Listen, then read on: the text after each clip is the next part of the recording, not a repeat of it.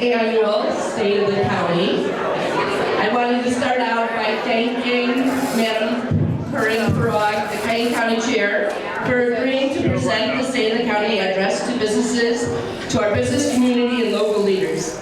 Your leadership and insight is instrumental to the progress of our local county. I also wanted to thank my partners with the area chambers, Paula Schmidt with Geneva, Becky Greenlee with St. Charles, Carol Gieske with Elgin, Carol LaFond with Sugar Grove, Cindy Furchin with Greater Montgomery, Florence Jolly with Elburn, and Melissa Hernandez with the Kane County Chairs. Being able to collaborate with them has been such a great resource and way that we can help communicate special information to our local businesses. So thank you, partners, for collaborating with me on this and many other initiatives.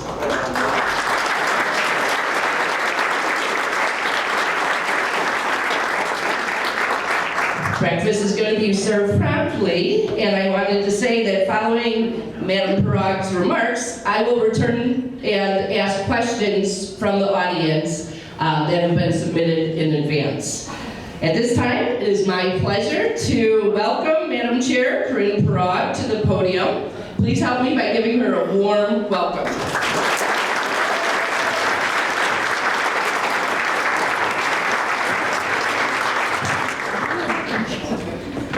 Well, thank you everybody for allowing me to speak, and good morning to everybody. All right, I'm gonna say it one more time. Good morning. Good morning. Oh, there we go. Get a little lifeblood in all of us. It was a beautiful morning coming here with the fog on the fields. Truly enjoyed it. And I'd like to thank the Chambers for allowing this to happen. The last time I was able to do a State of the County, we were in the midst of COVID. And it was a dangerous time, a very sad time, a challenging time for all of us. So we did it virtually, and then we got to work. So as I do my presentation, I'm going to have to back up a little bit, show you a little bit about the history, so we can get to the present, to let you know what we've been doing for the last 4 years. So I know we're sensitive for time. I have my stopwatch, which I think I can start. And let's get going. Can you get closer to the mic? I will do everything. Is that better? Yeah. Okay, very good. I'm gonna get my readers on. All right, so here we are. This is a little bit of our history. Started in 1836. Started here in Geneva, as you know that.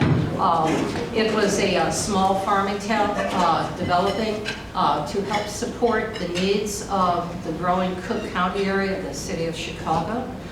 So there was a lot of import of goods from Chicago, from Kane County, lots of wood, because we had an old growth forest that has since has been cut down during the period of years. Although I did travel through western Kane County on Sunday morning, and I can tell you there are stands of 100, 200-year-old woods all throughout Kane County, and I'm so happy to see all of that. It's absolutely stunning. Next slide, please.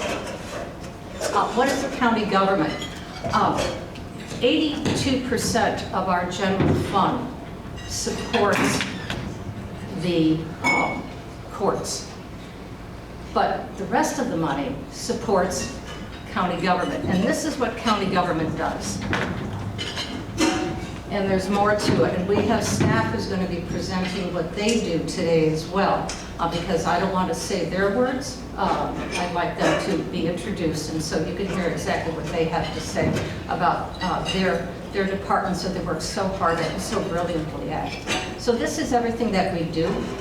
The elections are very important. There'll be 2 elections coming up next year, as you are aware.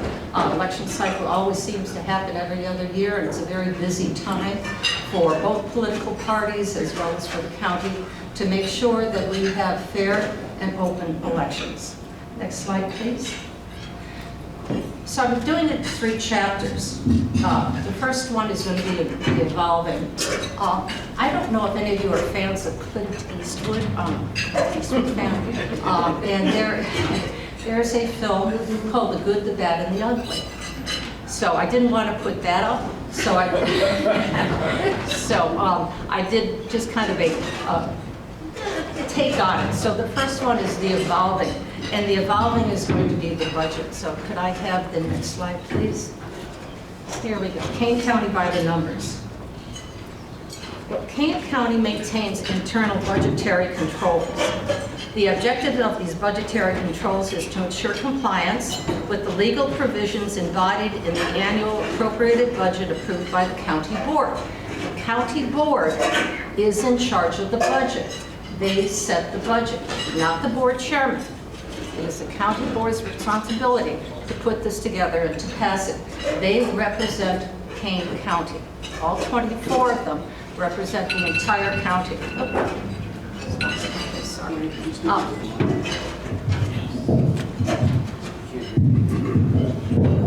How's that? Is that better? Okay. So the entire board, I can hear myself now, it's better. The entire board represents Kane County, so they are responsible for taking care of all of you and our businesses. Activities of the general fund, special revenue fund, debt service, capital projects, and proprietary funds are included in the annual appropriated budget. The goal of the county is to maintain at least 25% cash reserve, 3 months of operating expenses of the appropriate budget for the general fund, so that cash flow is available and stable. The county enforces internal budgetary controls to ensure compliance with the annual appropriated budget approved by the county board, covering general fund, special revenue, debt service, capital projects, and proprietary funds. So that's what the board is in charge of. Next slide, please. However, we had dwindling reserves. And now I'm going to go back a little bit in the past. From 2012 through 2016, the county board froze the aggregated property tax levy slightly below 2011 level of $54 million. This conservative approach helped control property tax growth and economic fluctuations. So, for 5 years, it was very stable. Beginning in 2017, the county increased the property tax limited to the amount generated by the new construction. Previous to that, new construction was not included in the property tax levy, effectively capturing revenue from added property without exceeding sustainable limits. Following the adoption of the FY 2025 budget, the county increased the property tax levy to align with the Consumer Price Index at 3.4%. So from 2012 to 2025, the budget was essentially frozen. In 2017, we took new construction. It was left stable again until 2025. And that was at 3.4%, and that took in a little over $2 million. The county, once again, tries to maintain a 25% cash reserve, 3 months operating expenses for the general fund to ensure, once again, fiscal stability. Expenses are going up, as it would. Money is stable. Next slide, please. Here's our dwindling reserves. Since the adopted general fund budget for fiscal year 25, which is this year, and it's $138,915.923. I won't charge you on that. The required 25% minimum cash reserve for fiscal year 2024 is just about $35 million. As of November, the general fund balance was $55,608,000, exceeding the minimum reserve requirement of $35 million, ensuring sufficient liquidity for 2025. 2025, which is important because we're about ready to draw down a whole bunch of money out of that general fund. In 2024, Kane County collected approximately $224 million from sources other than property taxes, including income, sales tax, and local use taxes. Well, these sources include state and local taxes, income tax, sales tax revenues provided by the state of Illinois, which support the general county operations and public services. There's other fees also that we earn. Licensing fees, service charges, and licensing taxes that support various county programs.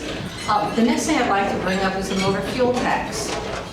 Under Public Act 8616, the county levies a motor fuel tax initially set at 2 cents per gallon, and that was in 1995. This increased to 4 cents per gallon in 2007. It has remained the same since that time, since 2007. Next slide, please. Maybe there's a budget shortfall. The FY 2024 budget balanced by allocating $11.5 million of fund balance with actual expenditures using only, $9.3 million of reserves. And for FY 25, the general fund used $29.3 million out of the reserve fund. That's what I was talking about before. That reserve fund is critical to help balance that budget. The Safety Act law, effective in 2023, has impacted staffing, hours of operation, workflow, and space utilization in county facilities. Staff now faces increased documentation, reporting requirements, and must deliver new services with very tight time limits. The increase in detainees and adult corrections has raised overall costs, exceeding significant pressure on the general fund, which supports most of the public safety expenditures. The COVID crisis also saw an increase in domestic violence, child abuse, and pornography, which necessarily caused an increase in staffing for the public defender and the state's attorney. Additionally, due to change of state law, the personal property replacement tax has declined from $5.7 million in 2022 to $2.8 million in 24 due to private Julie, can you get this thing fixed for me? You know, you gotta love phones and technology, but sometimes. So our revenue stream from some sources continues to decline. Others you'll see are going to increase, but expenses continue to escalate. One of the things that is escalating as an expense is health insurance costs, and those rates in 25 increased by 3.59% or 3.6%. The other thing that increased our expenses, this is something that I actually campaigned for, is internal compensation equity. It was finally instated for all non-union county employees. Elected officials could choose to maintain their own payroll system. Some chose to do this, some chose not to, and went outside and did outside compensation studies. Salaries and wages for FY24 increased consistently with collective bargaining agreements for union employees by 3% for non-union staff. In 2025, the annual compensation for non-union employees for the government side went up to 3.2%. And then we had last year's public referendum, and that in April 2025 to impose a retail sales tax for funding public safety. It did not pass. Prompting, I know some people didn't want to approve that, but what happened is it prompted the county to plan substantial reductions for FY26, which is where we are now. Economic forecasts for 2025 remain uncertain due to concerns over tariffs and the federal government's fiscal uncertainties.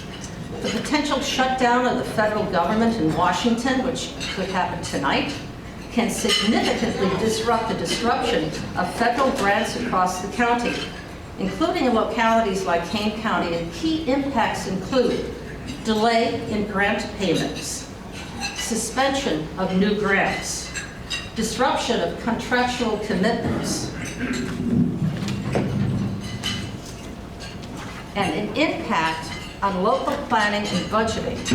Uncertainty over federal funding may cause local governments and agencies to delay planning and adjust budgets, potentially leading to reduced services or postponed initiatives. Tomorrow, if necessary, the county will start to consider its fiscal options. It does get shut down. So with that, I would like to now start bringing up our staff. And we'll bring them up one at a time. So can we have the next slide, please? This is part 2. Can you go back one more slide? The effectiveness. The staff that I'm about ready to bring up and introduce to you have a long tenure here in Kane County of hard work, developing brand new programs and initiatives and stabilizing the efforts of the county, providing incredible services to you from roads, transportation, to health care, to animal control, etc. Now, I'm not going to bring up all of our staff because some of them are working, and I just have a couple slides for them, but we will be lingering on other opportunities for discussion. So the next one. Here's our Kane County Animal Control. Look at that puppy. So as you know, the Animal Control Facility, which is located in St. Charles, accepts pets. Once those pets are accepted in, they take care of them. They make sure that they are healthy, that they have their shots. They try very hard to make sure that the owners are contacted. If the owners are not contacted, or the dog is released for adoption, which goes through a long process. You just can't say, I don't want my dog or cat anymore. You have to say why. Why are they no longer able to take care of that animal? Then they look for adoption, and they get rabies shots. Next one. Here's the cats. Rabies shots, microchip clinics. So they do everything they can to make sure that your domestic animal is taken care of. However, they take in snakes, and, I think horses, and all sorts of different kind of critters that are out there. I think I heard recently that a cow was somewhere on Farnsworth Avenue, and people were looking at, why is a cow on Farnsworth Avenue road? I mean, it's anomalous. Sometimes people hoard animals as well, and unfortunately they have to go into their homes and extract those animals from those homes, sometimes at not the will of the owner of those animals, but for the animal's safety and obviously for the safety of the family as well. So next one. So next speaker is here, Mark Van Kerkhoff. He's going to speak to you about his department, Development and Community Services.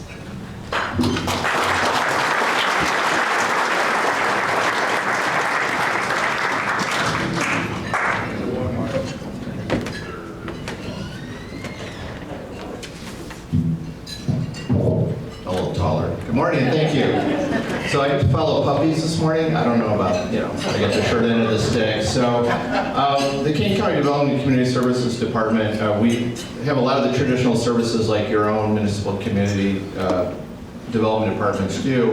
But this morning I get to focus specifically on some of the strategic and targeted investments that the Kane County Board made, particularly the Jobs Committee of the Kane County Board, to help us all recover from COVID. Next slide, please. So the first real big investment that the county made was using federal funds and state grants designed for helping us all recover, but not only recover, but get stronger, to do the first ever countywide economic development strategic plan.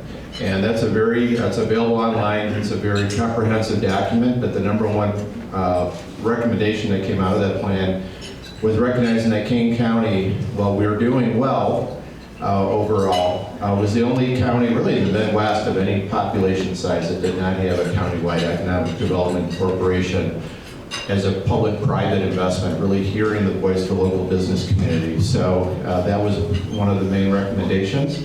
And I'm happy to announce that that organization has been formed. John Grueling is our consultant, helped us work on that, continues to work with the board. So if you want to know more about that, hunt John down after breakfast. This was over a $3.8 million investment overall using state and federal dollars. Next slide, please. The next thing the county board did was to look at what particular segments of the economy can the county really help move the needle on in terms of recovery. One effort was already underway, and that was an effort spearheaded by Kane County, but involved 2 states and 7 other counties to have the Fox River designated as a national water trail. That happened about 3 years ago, and I know you can't all see this slide, but we quickly recognized that really Kane County is in the sweet spot of economic development potential for the National Water Trail, with over 8.8 million people within a 50-mile radius to come for day visits, to come to restaurants, enjoy the water trail, and everything that goes with it. Our marketing consultant is here also, Kim Gilmore, so she was already cheering when she saw this slide. But pay attention to that 50-mile radius for just a minute on the next slide, or a couple slides later. One of the ways we used some state money in particular, along with the ARPA funds, was to have 5 new launch sites put into the Fox River. We already have the most launch sites of any stretch of the river, but to add 5 more that are accessible is a huge win, to make it accessible for our own residents of all abilities, but also to make it that much more attractive for visitors to the National Water Trail. Next slide, please. So back to the 50-mile radius, we were approached by our 2 CVBs, Elgin, I know Port Carlson is here from Aurora, about the impact that COVID had on the tourism industry. And Kane County, if you didn't know, we're covered by 2 different CVBs who at the time did not cover the entire county. So they approached us about using some of the funds for marketing so that they could target that 50-mile radius. Most of their dollars have to be 50 miles or more. So we're able to provide funding, which they're still utilizing, for Destination King for that within 50-mile radius. They've also taken us up on the challenge to expand their service area. So they've added a number of communities. Some of you here, I'm sure, to make sure that all of Kane County is covered with a great marketing effort. Next slide, please. And then finally, manufacturing. Manufacturing, for every manufacturing job, it supports 4.8 jobs in our local economy. The county board saw a unique opportunity to invest in manufacturing with $1 million. We just finished up the grant program with IMEC, retaining a lot of jobs, helping 52 manufacturers. But overall, there's over 750 firms doing manufacturing in Kane County, supporting 32,000 jobs, and we expect about 3,000 new jobs in the next year or 2. Next slide, please. And finally, I'm really glad you guys served breakfast because I'm going to talk about food just for a minute here. One of the unique things about Kane County is we still have a very strong agricultural economy, both for commodity crops, but also Kane County has done a lot to support our local food, to bring fresh fruit, produce into our farmers markets, into our restaurants, and to support our food insecure neighbors. So a couple of things, one for supporting local food businesses as part of that outcome, but then also the Kane County invests millions of dollars literally with federal funds to preserve farmland in perpetuity. Next slide, please. And then finally, I think all of us are aware of the fact that housing is tight, and we need that for our next generation. We need that for a new population coming in. Kane County is working with CMAP on a housing ready plan, which is in progress, and we'll hope to be rolling out along with CMAP in the coming months. And then also Kane County takes federal dollars primarily, but also some local dollars, like from the St. Charles Affordable Housing Trust, to invest in affordable housing projects, about $5 million investment currently going on. And with that, I'm going to move on to, I think it's emergency management, or back to Madam Chairman. Thank you.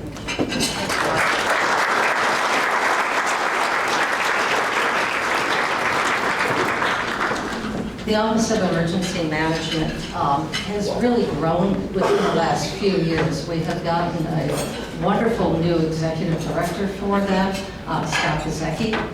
He was a former chief of police for North Aurora and has done an incredible job. What this does, this is a very small staff. with about 70 to 80 active volunteers who come out to support you if a tornado comes and trees are knocked down on your street. They help to remove the trees, working with your townships and municipalities. They also help with parades, doing traffic control to make sure that there's safety and protection. They will also assist if there's a fire. So if there's any specific emergency that happens, Scott is very forward-thinking. He has taken a look at plans in case a train derails that's carrying some toxic chemical. So what do we do in that case? So he's truly preparing Kane County for an opportunity that we never want to have happen, a disaster here in Kane.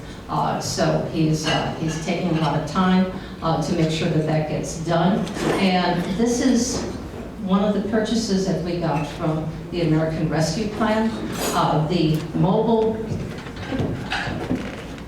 it's like a truck, it's a huge truck, mobile command unit. The older one was probably about 25 years old. It was rusting from the bottom, could not be repaired, and no longer had parts for it. So we invested in this one, which will be an asset to Kane County. It can be used throughout Kane County to complement the one, I believe Elgin has one. I think some of the other municipalities may have smaller units. But if you need it, let Scott know, and we'll certainly be there to help. This can also assist if a child is lost or a senior who has dementia or Alzheimer's has taken off and walked someplace. So this is what this is used for. It's a state-of-the-art vehicle that's going to serve Kane County for the next 20 years. So our next one is something very dear to my heart, water. So I'm going to bring up Jody Walnut, and she's going to tell us about the quick state of water in Kane County.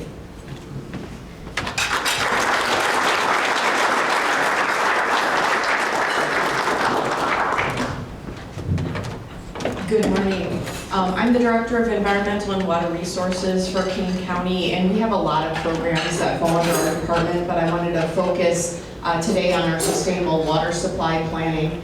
We work specifically with the Northwest Water Planning Alliance, which is a 5-county area that is working on modeling our water supply here in the region and making the determination as to how we go forward with our limited resources that we have.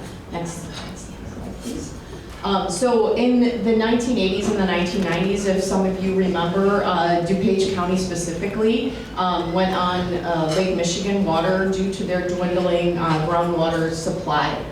This was a very expensive venture, and so out here in Kane County, we are even further away from Lake Michigan, and so we want to make sure that our water resources are utilized to the best of their ability, and we conserve water as best we can to make sure that our communities and our businesses have that water supply going into the future.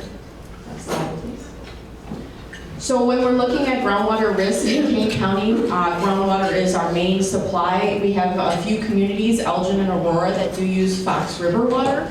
But with our modeling efforts, we are seeing, and as you see in the yellow, that we are seeing some areas in Kane County, specifically on the north side of the county and the south side of the county, which is impacted by the Joliet region, that we are seeing some risk in that deep groundwater supply for the county residents. And so how can we best utilize that supply and make sure that we have it for future generations and businesses? Next slide, please.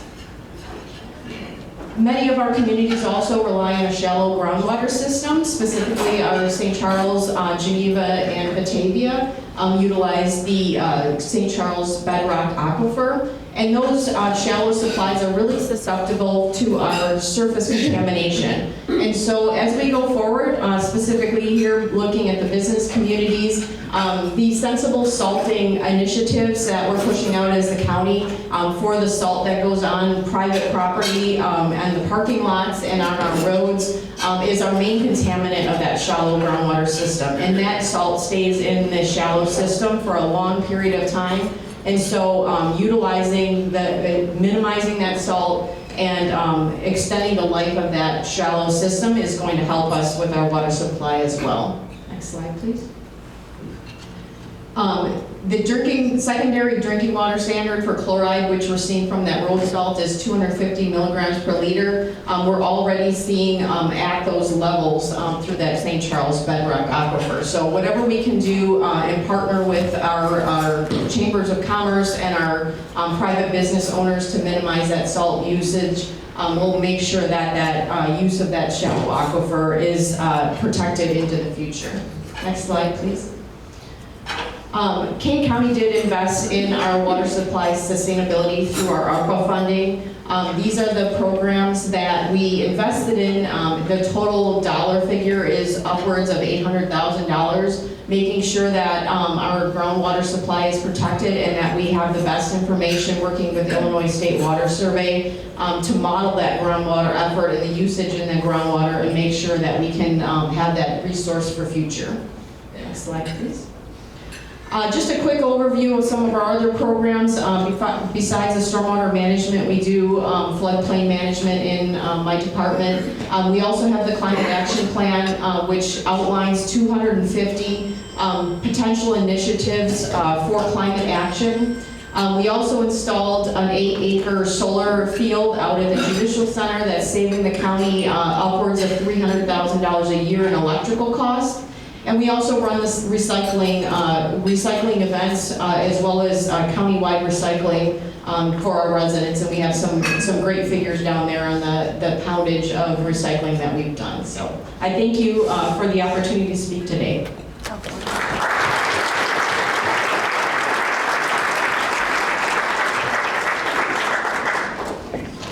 So who doesn't want to be healthy, right? So the next speaker will be Michael Isaacson, who has been, how long have you worked for the county, Michael? 25 years. 25 years working in public.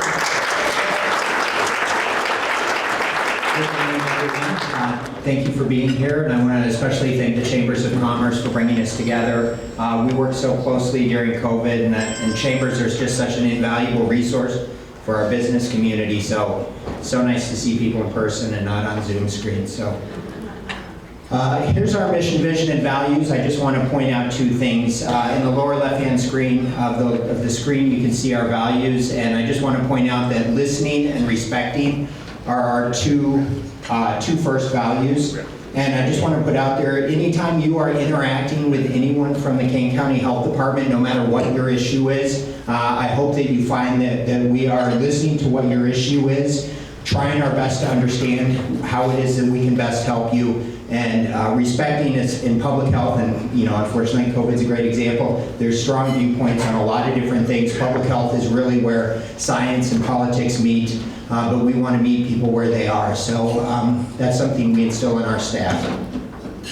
Initiatives that we have, it runs the gamut of investigating infectious diseases, supporting families with young children. I think dollar for dollar, the best investment we can make in the health of our future is supporting parents with young children. That's where it's critical. We're following up on lead poisoning. We follow up on septic issues. If you see a weird foam in a stream in your community, you can bring in the health department. If there's a gas spill that may be impacting people's wells, you can bring in the health department. So we have a wide variety of areas that we're working in. Next slide, Julie.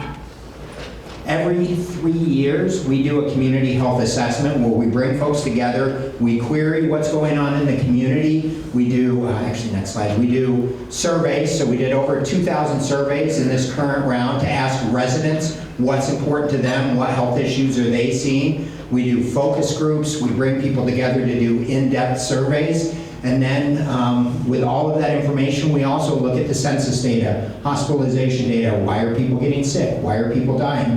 We put all that together and we convene a group of about 50 leaders from school districts and hospitals and health centers and municipalities. Next slide, please. And we come together and we say, what are the top issues that are impacting health in our community? And for this current 3-year cycle, you can see what the results were. Number one, probably no surprise, is behavioral health. Number 2, access to care. Number 3, housing. And number 4, food access. So that's something that I would just put forward for this group, whether you're a business owner, whether you work in a municipality. Health is not just, hey, don't smoke or eat more apples. health is really how are we all building the environment? And so just like the folks who spoke before me, what are we doing to make spaces available where people can safely recreate outside? And what are we doing to make sure that we have healthy food available to people at affordable prices? Next slide, please. Hold on, no, sorry. That's not my dog, but people love dogs. So typically you can't go wrong with a picture of a dog. If you're saying, Mike, this is so interesting, in your 2 minutes, this is not enough, I will turn you to our Kane Health Atlas, and this is a place where we have a lot of information that's available. You can zoom in with some data down to the census tract level, and this is really valuable for, again, for municipalities or folks who may be writing grants. There's a lot of information that you can look at a very granular level, so I put that out there as a resource. And then the two things I really want people to walk away with, the biggest issue, as I mentioned, is behavioral health. So one resource we have available is our Behavioral Health 360 website. This is a place where people who may be struggling can go and get resources. It's a place where people who may have a loved one who's struggling can go to get resources to find out how they can better support their loved one. It's a wonderful site. People can do assessments. You can get linked up with local organizations that can help people. I'm very thankful to the advocacy at the county level, where we invested, the county board, Madam Chair, invested $10 million of ARPA funding in behavioral health. Over $7 million of that we pushed out to community organizations. We significantly reduced the wait time for people to get into behavioral health services, which was one of our key goals. Still a struggle, but it was great progress. So this is a great resource.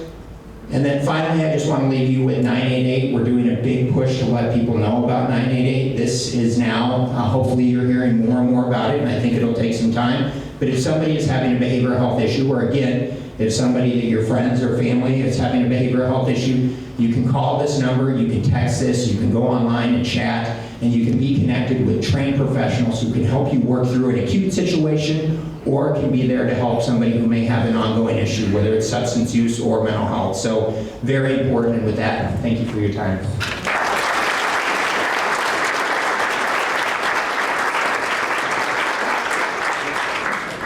All right, who doesn't like Randall work? It is our prime road, and a great deal of effort goes in to ensure that Kane County's roads, which is very important for our economic development, are well maintained without any potholes when the ice and snow come, that they are plowed for our public safety. So we have accidents, so I don't have to bring Scott in to help take down whatever, maybe stop traffic. So it's all done with transportation, and transportation takes up one of the largest chunks of our budget that Kane County has. But most of it is through federal and state grants and our local contributions as well. So with that, I'll give you Tom.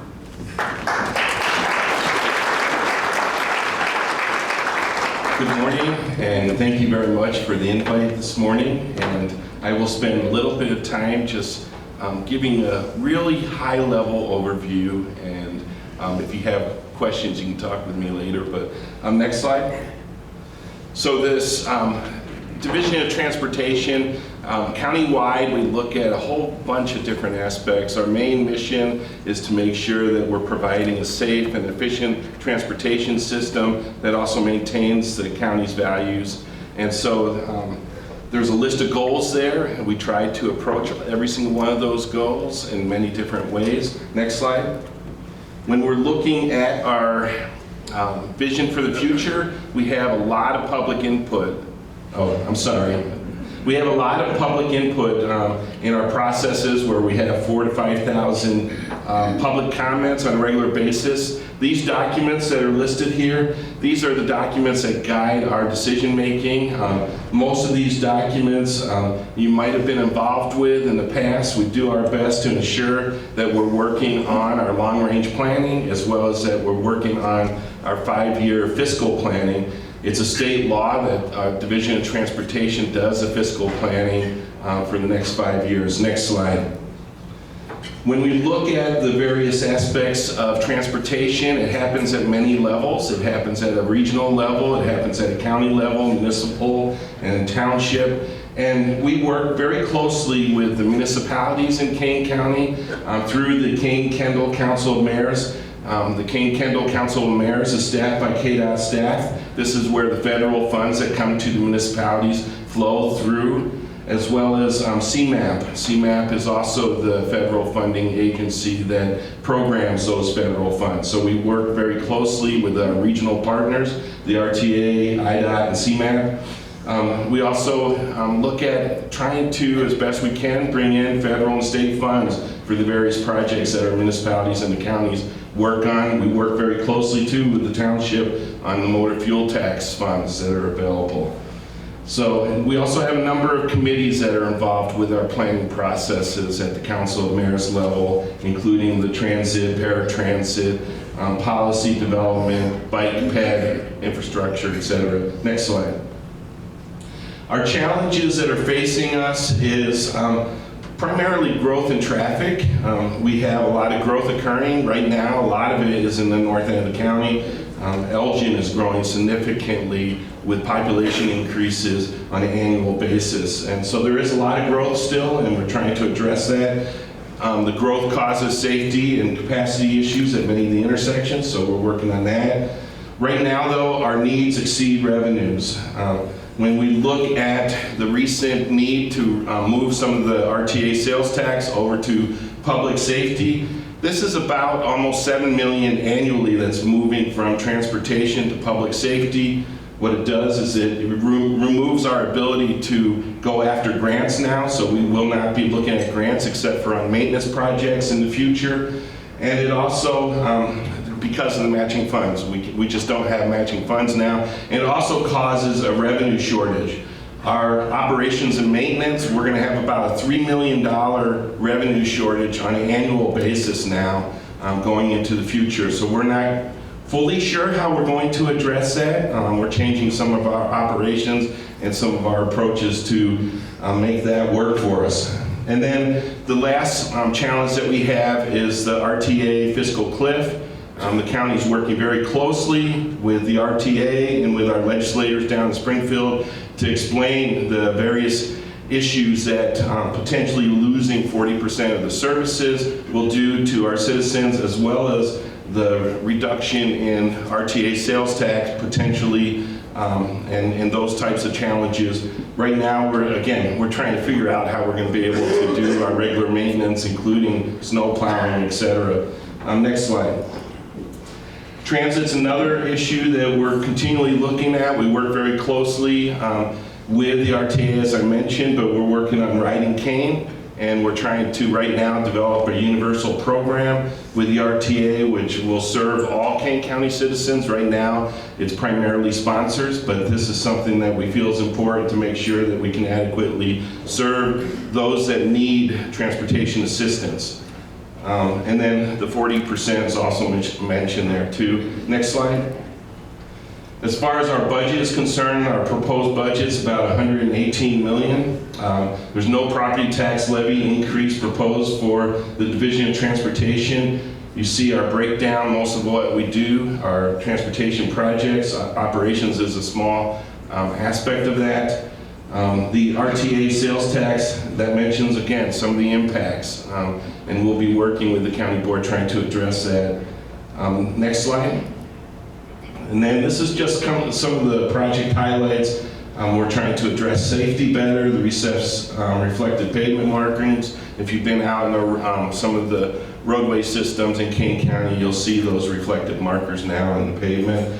Also the Bunker Road extension, that's happening right now, and then Randall at 72. That was just let, and that construction will occur over the next 2 years. Next slide. And then these are just some examples. At any given time, we're working on about 120 different projects. Most of those projects are maintenance projects. But there are some important projects here, like the Fabian at Illinois 31 intersection project. There's no money to construct it, but it's a very important safety project, and we're hoping that someday we'll be able to have some funds. The Kirk Road Bridge over the UP Railroad, expensive project, $30 million plus in order to even repair that bridge. And then there's a couple interchanges there, and then the Randall Road at Hobbs. This is our last at-grade crossing of a railroad track, and we're looking at a grade separation at that location. So that's my highlights. Thank you.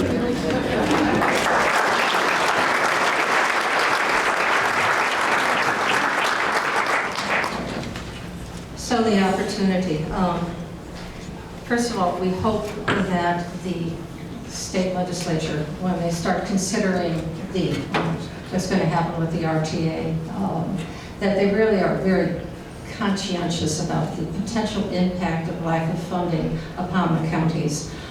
If the RTA money is swept, as was originally proposed in earlier legislation, Kane County is poised to lose $27 million, which is, pause. It's a significant amount of money, I know that they're going to do everything they can to find the funding. I don't know how, that's not our job. We have very smart people here in this room who will take a look at that and consider best practices and what we can do. But it is a significant issue, and I wish them Godspeed and good luck with their decision making. So I'd like to bring you back a little bit to what happened with the CARES and ARPA funds. As I mentioned, when I came into office, we were in the height of COVID, and people were dying here in Kane County. Seniors were dying. People were afraid schools were shutting down. I stood on Route 31, and I stood there for 5-10 minutes, and there was nobody on 31. It was empty. It was the weirdest thing ever. But in 2020, Congress enacted the CARES Act, and that provided $93 million to Kane County to respond to COVID-19, with half allocated for local government relief and half for county's own COVID-related expenses. The county distributed approximately 50% of the CARES Act money funds to various local entities, municipalities, fire district, libraries, not-for-profits, and small businesses to reimburse for the COVID response. The remaining 50% reimbursed the county for COVID-related expenses, including $23 million for public health and safety payroll, generating $3.5 million in budgetary savings used to offset 2020 revenue loss. Of those savings, $18 million was placed into that reserve fund again, to address ongoing COVID-related revenue and expense impacts. Then, in March of 2021, the American Rescue Plan was allocated, and Kane County got an additional $103 million for COVID mitigation and response, including revenue recoupment. Kane County has received $42 million distributed into the Special Revenue Fund. There's that fund balance again. Much of which went towards additional costs for public safety, public health, and long overdue capital needs. Now, remember what I was told you at the very beginning of the presentation, how everything was very stable with the taxes? Well, because money was held very tight, we could not afford to really take a robust opportunity to improve and stabilize our own buildings. So a lot of this went into capital needs such as roofs, air conditioners, water systems, heat pipes, and a collapsing driveway located directly behind the Kane County government building, along with new voting machines.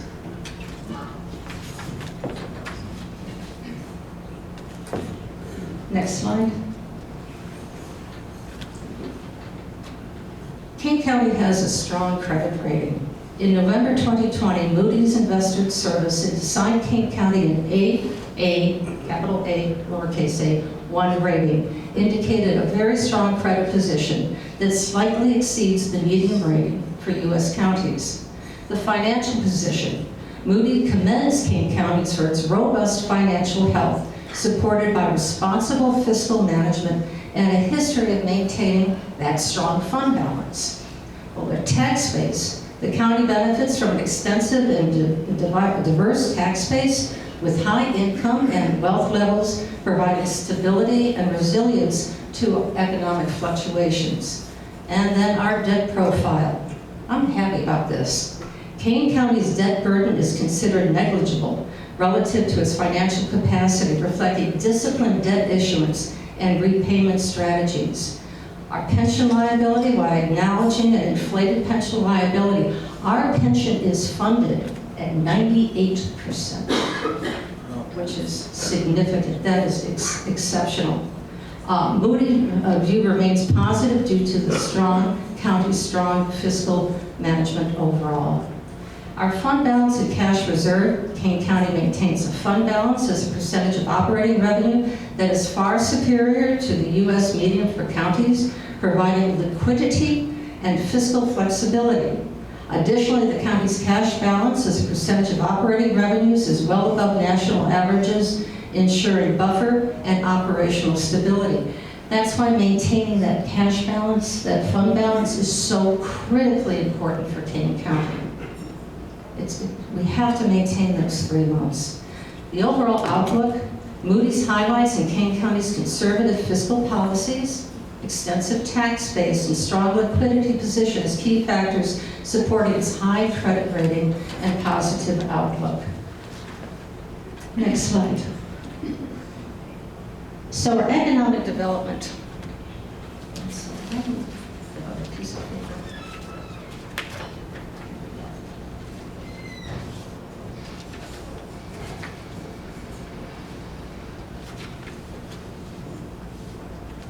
We talked a little bit about the economic development strategy and what we're doing, and that was mentioned already. But we were the only county within the region that did not have an economic development corporation. We're going to be opening up, doing our soft opening, I believe, the end of this year. We're working with a marketing company to develop this, an incredible marketing company. We've just approved our logo. So when this all takes place, and we've got a very strong and very small board, which will be increasing in the very near future. One of the other highlights I'd like to share with you about this is we have developed an amazing synergy with our workforce board. The one-stop shop, which is located in Batavia, now also houses DCEO, who will be able to work with businesses who are coming in to Kane County to share with them what resources are now available from the state. They can walk literally around, go out the door, go in the next door to go into our Kane County's Economic Development Corporation to talk about what land is available, what businesses are available, what properties are available for businesses to consider. We'll be meeting with somebody just about that later on this afternoon, John, which I'm very excited about. Then, as you're developing your business, you go downstairs and you talk to workforce. And you say, this is who I'm looking for. And I need this kind of training, these kinds of employees. Well, we have great relationships with our community colleges who can specify the exact kind of training that company needs to develop programs for them so that we have an active, sophisticated workforce here in Kane County. And that's what we are building up. And the opportunity to support all of you and all of your businesses, whether they're small, mid-sized, or large businesses, are going to be available to you. So we'll have a one-stop economic hub in Batavia, which is going to be amazing. But one of the other things that I'd like to share with you, and I'm going to end pretty quickly with this, is our agriculture. Now, agriculture is a very important part of Kane County's economy. It is our legacy. It started us, and it remains strong. About 50% of our land is zoned for ag. And I'd like to share briefly what the economic impact of agriculture is upon Kane County. It provides significant revenue. According to USDA data, which is pretty recent, the market value of agricultural products sold in Kane County totaled over $284 million. And it was a 50% increase between 2017 and 2022. In 23, the total agricultural sales supported 14,000 local jobs and generated an estimate $1.4 billion in sales. Diverse production, while cash grain crops like corn and soybeans are a major component, and we see that as we travel through the fields, the county leads. Kane County leads in the production of nurseries, greenhouses, floriculture, and sod. That's an incredible achievement for Kane County. Agricultural supports businesses, your businesses. The farming industry also supports related businesses in the county such as equipment sales, seed research, food processing, and distribution firms. And all of those people who go to the farmer's market and buy local coffee, stop and shop, get a bite to eat, are also supporting your restaurants and local downtown businesses. Next slide, please. Providing for the future. We're taking very modest steps because of our stretched budget, which I've been talking about throughout. But these are substantive goals, achievable goals that we're going to be working on. First of all, we're going to be meeting with the townships. We've already had a chance to meet with several of them to talk about the needs of our growing senior population, which is one of the fastest growing population sectors for Kane County. We're talking about how they can collaborate with the county and also how they can collaborate with each other and have an opportunity to sit down and talk with them. And already gains are being made. We are providing resources from our grant writer to support the townships and looking for grants. Next slide. Oh, I'm sorry, here. We've got the new Elgin building, the health department building that's opening up. That was paid for by the savings from the health department. Thank you very much for that, Michael. That'll be opening up, I think, November. Once again, another soft opening. It'll be fully operational starting in 26. We have an internship program pending funding from the board. This is a $30,000, a modest investment that will give the opportunity for our young people to work the summer or during their semester, to be able to take a look at what it's like to work for the county, whether it's in accounting, in finance, in business development, transportation, or public health. So these are paid internships. Now, some people feel that this is not appropriate use of public dollars. This is coming from the riverboat funds, so no taxpayer dollars are going to be involved with this. The strategic plan. The last time the county had a strategic plan was, I believe, 2006. It's long overdue to have the next 5-year plan to figure out where the county is going. We'll be interviewing many of you. We'll have an opportunity for all of you to participate in that if you so choose, to tell us what you think the county should go. It's your money. We want to hear your opinion. We want to hear your thoughts so you can guide us in what you think the priorities are. And next year is our commemorative garden. It's the 250th anniversary of the forming of the United States of America. And I think that's pretty special. So we're asking for the riverboat funds to provide $35,000 so we can have a commemorative garden. And I have learned that I need to plant a white oak, the state tree of what it's going to be. Next slide, please. So I found this quote that I'd like to share with you from the Secretary of Transportation. In local governments, it's very clear to your customers, your citizens, whether or not you're delivering. Either that pothole gets filled in or it doesn't. The results are very much on display, and that creates a very healthy pressure to innovate. So innovation is what we're going to be doing for next year. Thank you so much.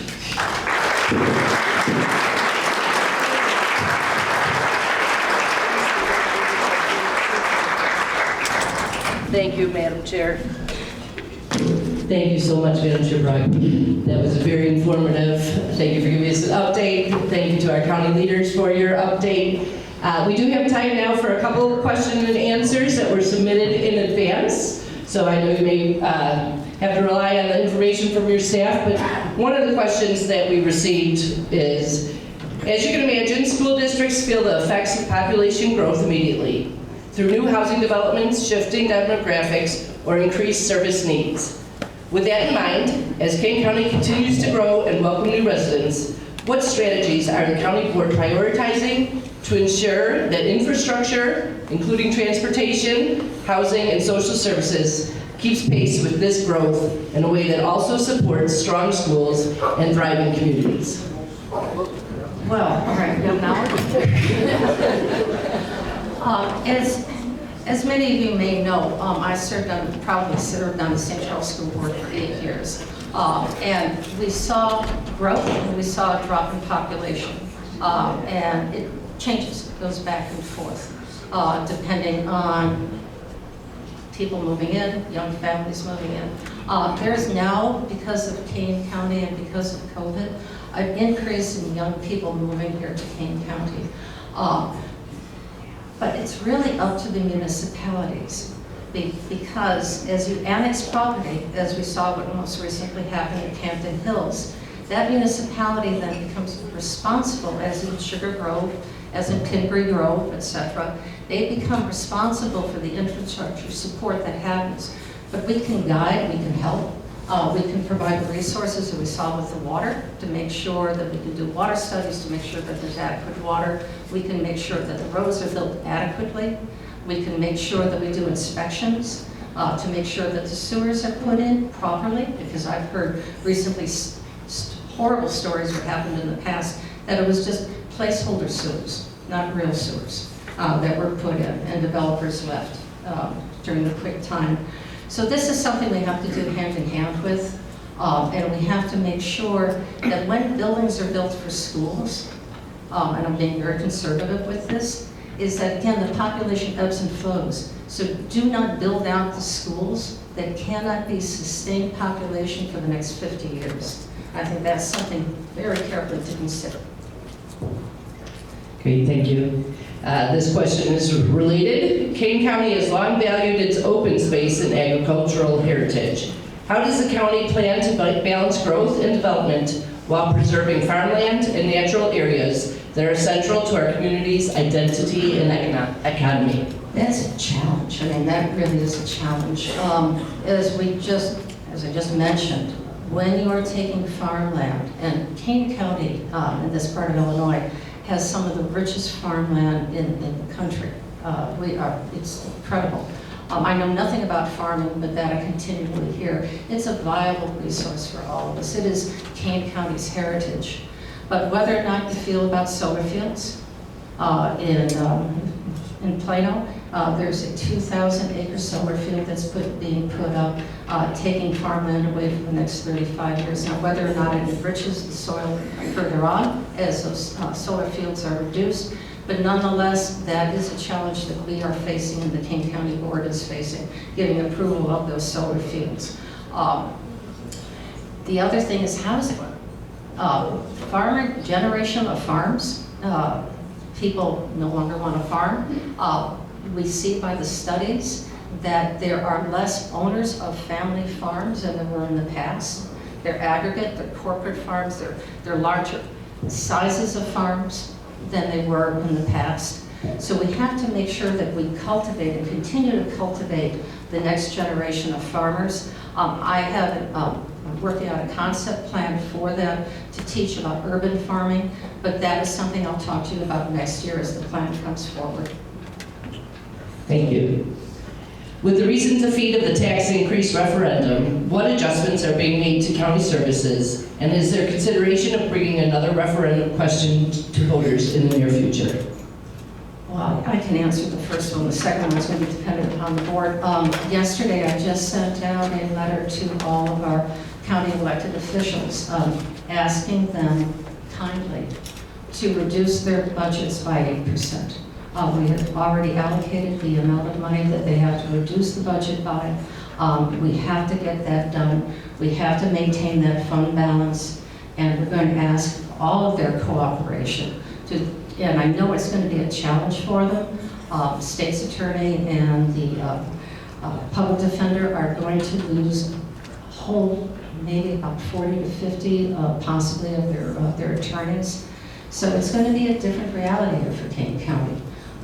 We are a low tax county. As you may know, when you pay your property tax bill, 4% comes to the county. 82% of that goes to the other elected officials. The remainder stays with county government. So we are very small footprint, and we have an awful lot of work to do. So we're trying to be as fiscally responsible and as conservative as we can, but there are definite pushes that happen. Cost of things go up, health insurance goes up, commodities go up. Supplies go up, tariff costs have increased, the cost of construction. So food has gone up, which impacts serving food at our juvenile justice center. So pressures go up, revenue remains flat. Thank you. Water resource management has become an urgent issue, particularly with recent reports on declining water tables. What is the county's position on the expansion of data centers, given their significant water and energy demands? Holy cow, that's, that's new. I think we've got our first data center in Batavia, and I commend the council for challenging the use of water at that data center. Right now, I know Mayor Schulte is here, there he is. I believe it is 10,000 gallons a day. It is a 1,000, thank you, 1,000 gallons a day. 27 homes, is there 23 homes worth? One home where 4 people in one home. You go through 1,000, really? So there's conservative approach to this, and as they increase, I know Aurora's having problems. I just found out that the noise value, not only is it energy and water use, but the loud noise of having a generator, a million generators right next to you, going consistently by your home is going to be a concern. So we have to make sure that the zoning occurs appropriately, so it's not by any residential or park areas, so that it doesn't interfere. However, I think we all appreciate what AI's capacity is, what AI is going to be able to do for science, for technology, for planning. I'm sure many of us use it already. I've certainly started to experiment with it. So it needs a good power source. But how is that power source going to be used and developed? This is all brand new for all of us. We're all doing catching up. So this is going to be, I think, very primitive right now in technology. But I have hope within the next 5 years that these data centers will be much more sophisticated, much more efficient. And I will leave that to the good minds of our scientists and our engineers to figure that problem out. Thank you. Last question. Many federal funding streams and clean energy incentives are scheduled to phase out by the end of 2025. How is King County preparing for that transition to ensure momentum continues on sustainability goals?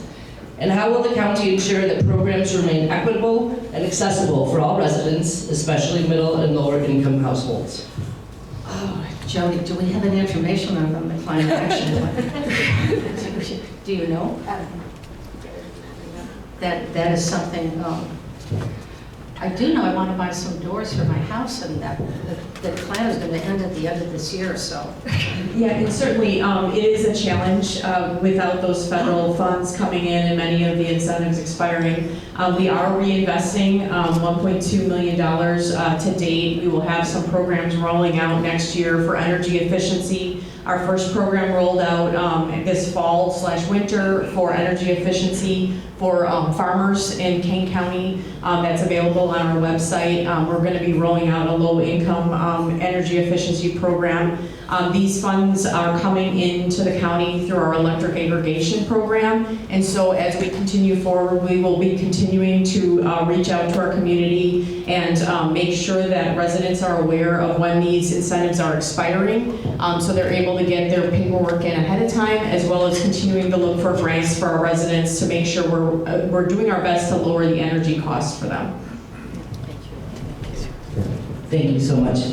Thank you, Mayor Parag. This has been wonderful this morning. Thank you all for attending.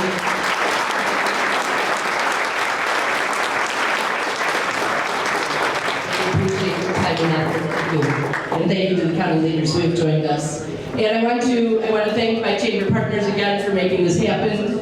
Please, everyone, support your local chamber. They really do bring services to you that make a difference to our county. So thank you all for being here and enjoy this wonderful day.